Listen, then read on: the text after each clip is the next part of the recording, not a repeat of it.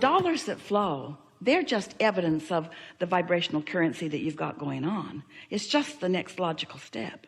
But most people have practiced lack of dollars, lack of dollars, lack of dollars. So they'll allow abundance of vitality, or abundance of invigoration, or abundance of friendships, or abundance of love. They'll allow abundance of sunsets. They'll get so good that they'll catch every sunset every single time.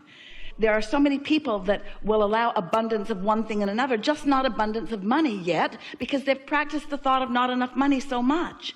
They've been close on making their payments and worried about money, and they've been measuring money with action, and how much do you get per hour, and what's your salary, and what's your talent worth, and how much can you perform, and why has your performance earned more money than that performance.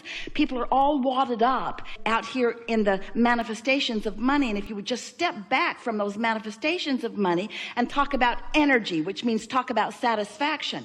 You want to be filthy rich with enthusiasm, filthy rich with happiness, filthy rich with satisfaction. I'm so rich with really good ideas. I'm so rich with happiness when I wake up in the morning. That's what you've got to be ready for. And when you get there, so that you feel that way, no matter what the state of money is, then the state of money must match the state of vibration. It's law. So it's about really feeling the satisfaction, feeling blessed with the idea, feeling so blessed that the idea came, feeling eager that the idea will flesh out, feeling eager that the idea will blossom into something that feels like an action ready to take.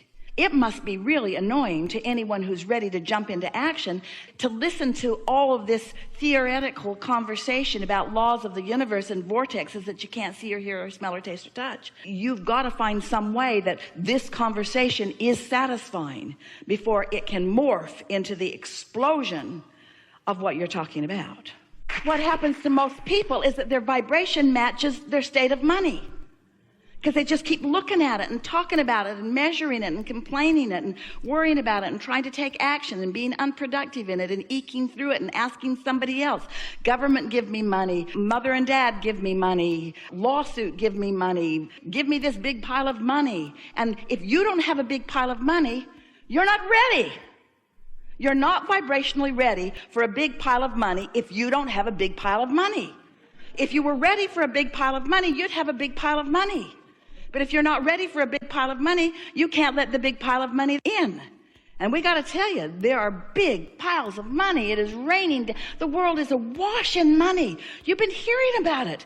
Aren't you just bowled over by how much money some of those people have? And how do you feel about them bastards?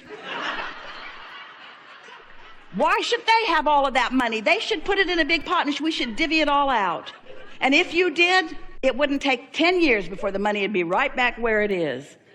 You see, you got to be ready for money. You got to be ready for money, which means you got to be happy without it, which means you've got to be cashing in your vibrational chips.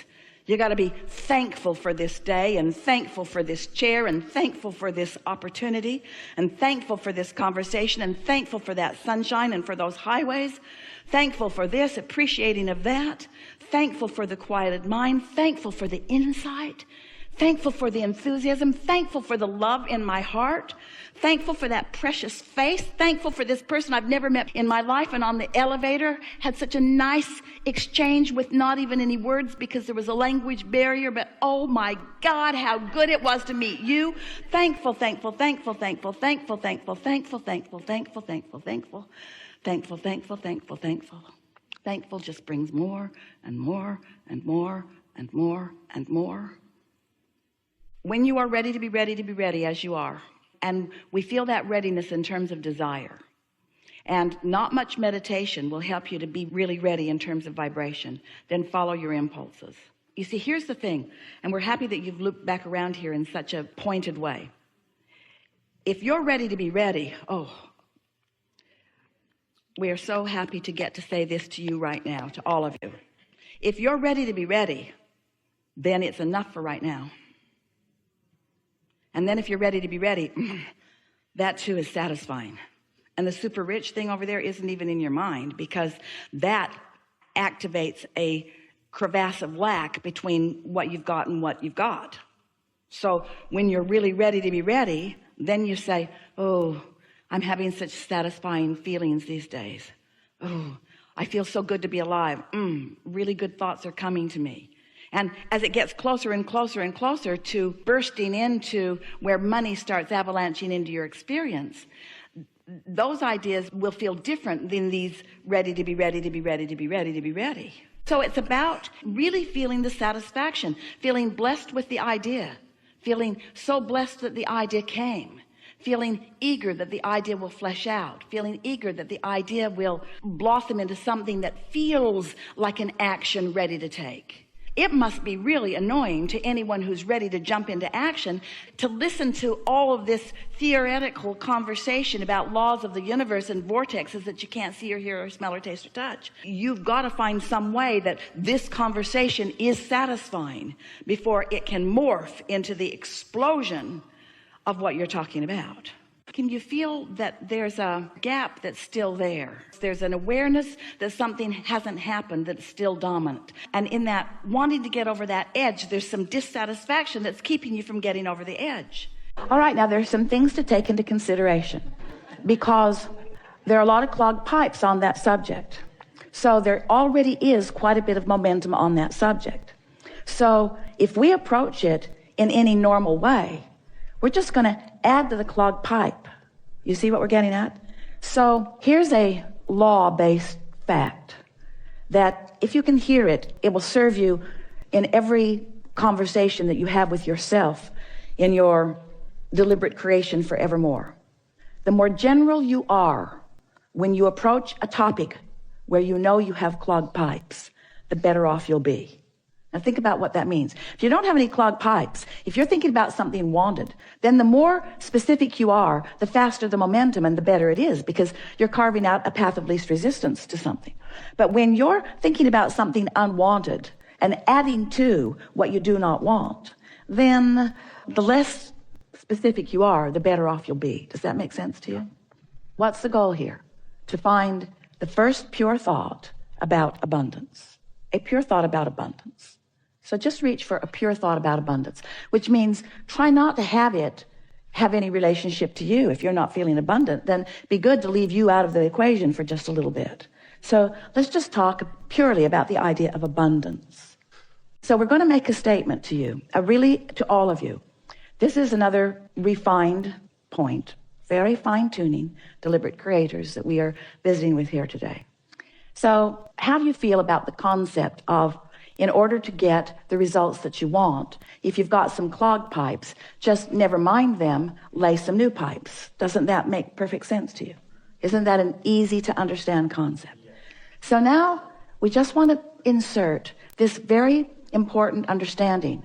When you're standing in the middle of clogged pipes, and you know you are because you feel uncomfortable, that's not the time to try to lay new pipes because all you do is increase the clogging of the pipes that already exist. So here's a statement that we want you to remember. We want you to somehow, some way, and we'll talk more about that as we're moving forward, somehow, some way, get on this high-flying disc. Usually happens first thing in the morning before things have come to thwart it. Sometimes you don't make it to breakfast. But first thing in the morning is when you're most likely to feel it. And the more you reach for it, the more you care about it, the more you milk it when you are there, the more you will own it, the easier it will be, the more the momentum will be there, the more often you'll be there, the easier it'll be to be there. So let's say you're there, and it doesn't matter if you even know how you got there. Esther was talking to a friend on the telephone the other day, and they got on the subject, and they were laughing so hard. They were laughing so hard that neither one of them could understand what the other one was saying. What? I can't understand you. What? I can't understand you. And so Esther has decided that she never needs to meditate again. She'll just remember that conversation, and she goes right to that high-flying disc. In other words, when you get hold of something that feels like that, just milk it and milk it and milk it and milk it and milk it and use it for your reason for feeling the way that you're feeling. So here's the statement. We've been teasing you about it. It's time to deliver it to you. Do all of your laying of new pipes from your high-flying disc. All of them from your high-flying disc.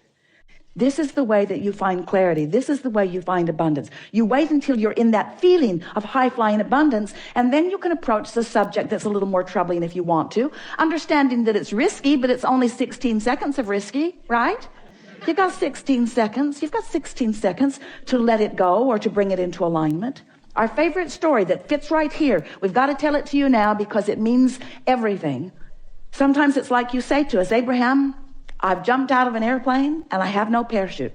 What do you suggest that I now do? And we say, hang on, it'll be over in a little while.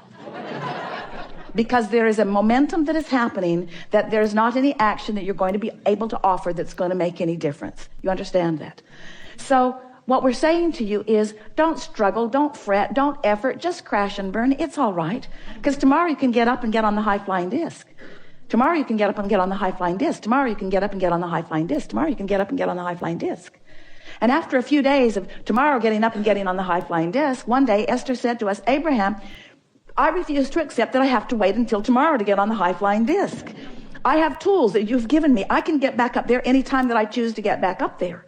So what are we talking about? We're talking about your conscious awareness of your vibrational output, yes? We're talking about your conscious awareness that you are vibrational beings, yes? We're talking about your awareness that you can choose the vibration of your being in this moment, but that it takes a little practice, yes? And some subjects have enough momentum going that it's going to take getting up tomorrow and getting up tomorrow and getting up tomorrow and getting up tomorrow. This could take a while, getting up tomorrow and getting up tomorrow and getting up tomorrow.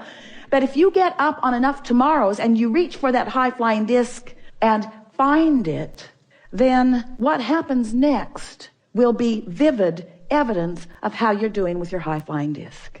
We so want you to understand that in this day, evidence of what disc you're on is going to be all around you. Esther said the other day, the people around me are making me believe that I might be on the ornery disc.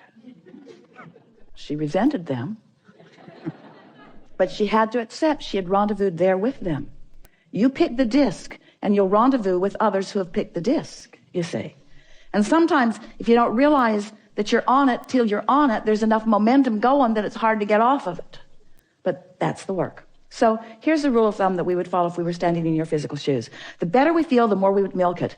The worse we feel, the more we would try to ignore it. That's what Jesus meant when he said, turn the other cheek. Choose your vibration and give it your undivided attention if it feels good. And give it as little attention as you can if it doesn't feel good.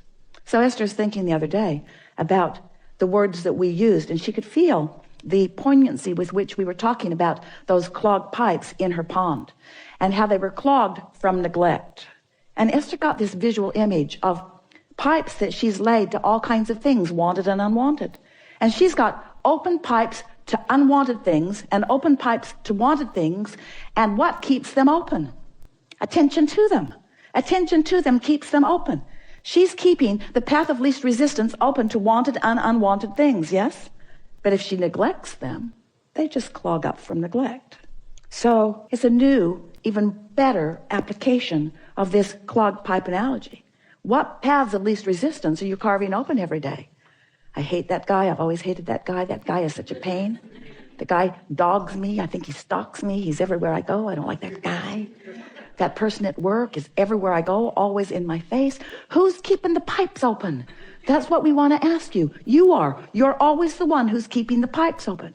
So if you look around any environment, whether it's the environment of your memory, whether it's the environment of your work, whether it's the environment of your family, whether it's the environment of the people that you are moving through the freeways with, whatever environment that you're moving around in, you are the one who's keeping the pathways open. You're the one that gets to decide.